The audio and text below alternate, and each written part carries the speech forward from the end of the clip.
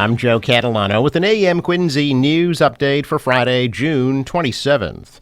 A 4-alarm fire destroyed a large indoor sports complex in Hingham overnight. The blaze broke out at the South Shore Sports Center on Recreation Park Drive, right near the Derby Street shops at about 11 o'clock last night.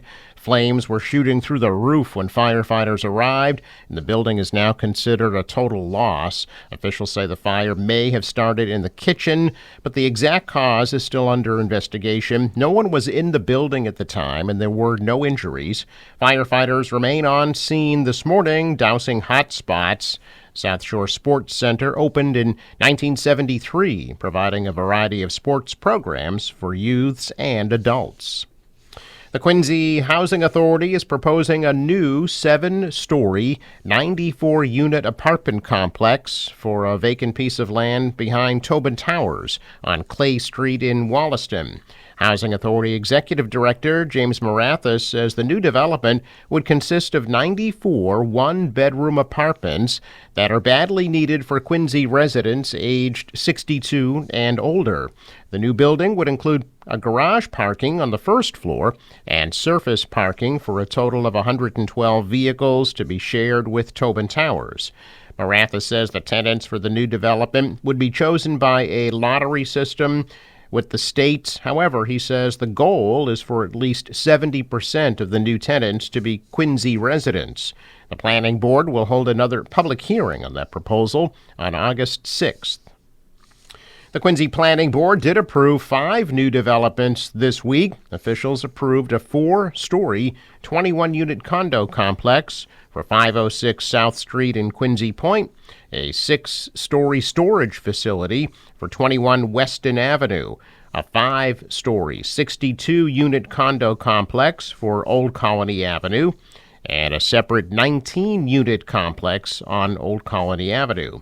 A plan for a 3-story, 18-unit complex was also approved for the former Grumpy White's restaurant location on C Street. A proposal for a 4-story, 18-unit building for School Street in Quincy Center was withdrawn and will be revised and reintroduced at a later date. A woman captured a video of an unidentified object falling from the sky in Pembroke on Wednesday night.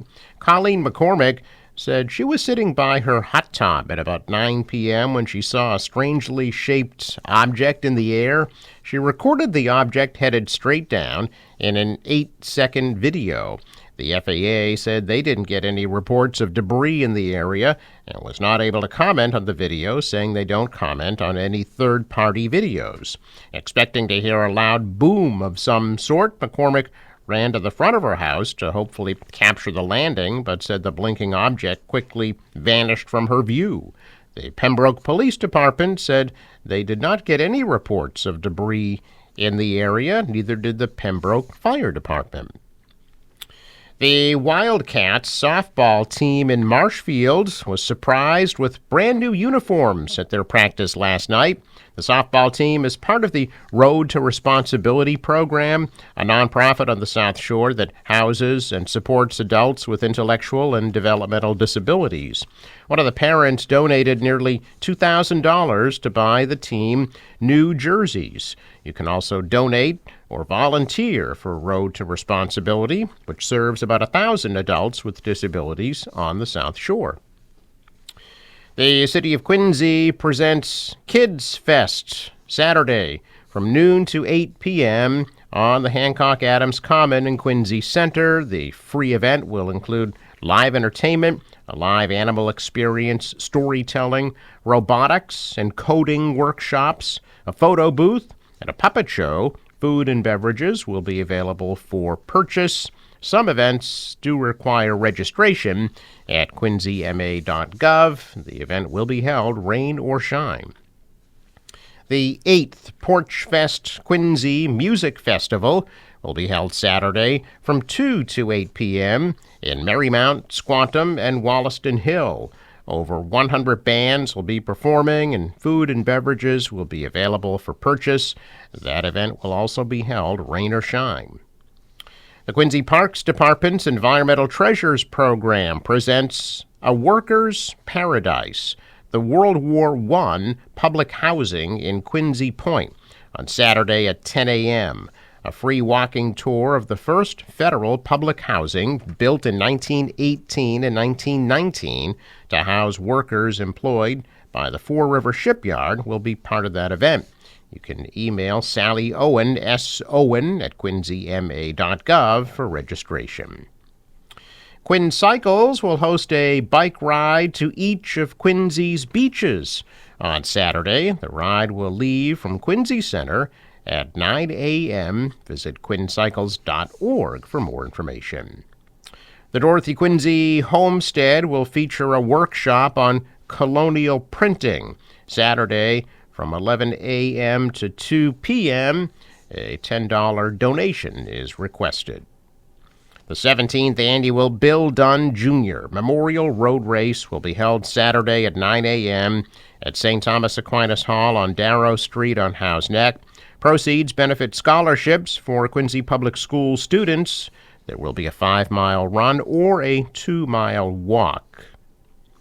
The New England Free Jacks will play the Houston SaberCats in the Major League Rugby Championship Saturday in Pawtucket, Rhode Island. The team is vying for their third championship in a row.